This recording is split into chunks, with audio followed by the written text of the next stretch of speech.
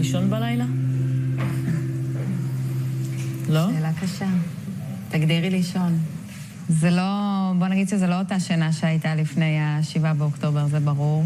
אתה עוצם את העיניים ומגיעות המחשבות. ואחרי חודש כבר אתה ממש מרגיש את העייפות. אז איך מצליחים לתפקד במהלך היום? יש ילדים. אבל מה איתכן? אנחנו באוטומט. לא אנחנו. אין לנו את הפריבילגיה עכשיו לחיות את החיים שלנו. אנחנו פה בהישרדות בשביל הילדים ובשביל החטופים. זה שני הדברים. וכל יום הוא יום ביומו. לא חושבים קדימה, לא חולמים חלומות. קמים בבוקר, מה אני עושה היום? אני לובש את החולצה של החטופים, אני לובש את השרשרת שלהם, ואני מבטיח לילדים שלי שאני עושה הכי טוב שאני יכול בשבילם היום גם.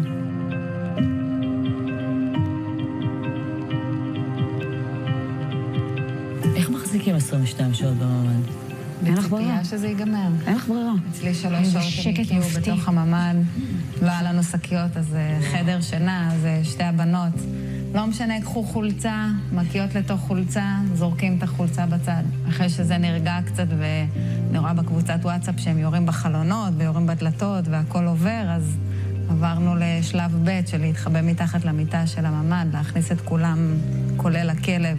ואת אומרת, טוב, אם הם כאילו נכנסים, הם צריכים את כולנו, אז מה נשאר לי לעשות? כתבתי להורים שלי שאנחנו אוהבים אותם, כתבתי לצד השני, וכאילו לא נשאר לך מה לעשות. רק להתפלל.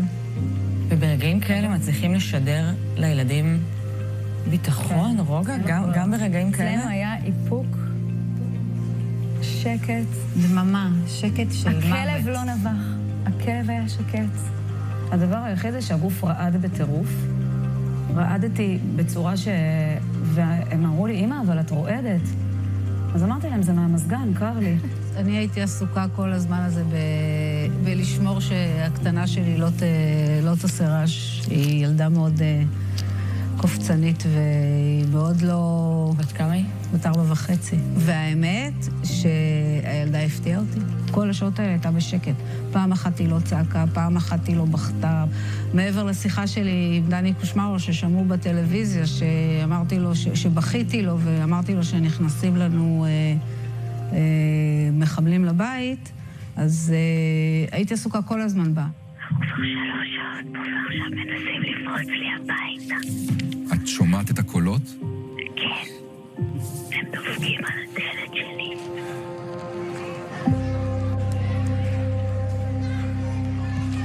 הילדים מצליחים לחזור למסגרת? זה מלחמה, ממש. הבן שלי אומר, החבר הכי טוב שלי נהרג, זה שהוא היה כמו אח שלי. איך את מצפה שאני אשב בכיתה, שהוא איתי מהגן, מכיתה א', איך את מצפה שאני אשב בכיתה?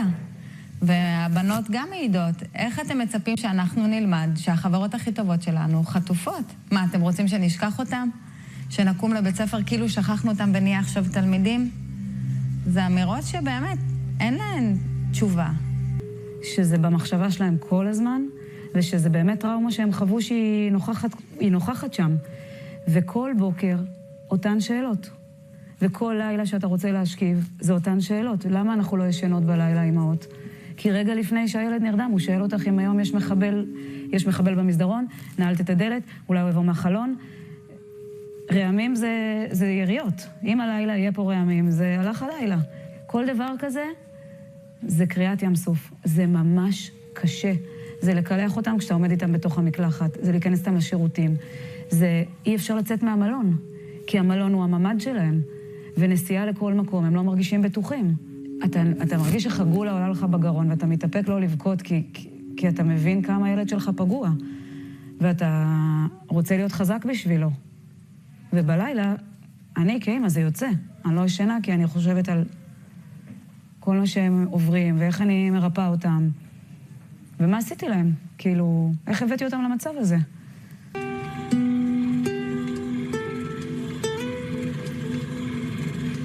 יש לכם זמן לבכות? אני לא מצליחה לבכות. הילדים שלי ראו אותי בוכה. כן? זה אנושי. אני בכל בישר בבוקר. אני כל בוקר. הבוקר מתחיל בבכי. כן? עם הקפה יש בכי. תתחיל את העיניים. אז אני את הבכי עשיתי ביומיים הראשונים, ומאז זהו? ומאז זהו. אני כועסת, אני כל הזמן כועסת. אני חושבת, מה שנעשה לנו באותה שבת, זה הדבר הכי, הכי, הכי איום ונורא בעולם הזה. ואני כועסת שאנשים בעולם לא מבינים, ואני כועסת שאנשים בעולם חושבים שאני רוצחת. אני זאתי שאנשים מסביבי נרצחו ונהרגו ונטבחו, והם חושבים שאני לא בסדר. ואני כועסת, אני כל הזמן כועסת. על כולם אני כועסת, גם על העולם אני כועסת.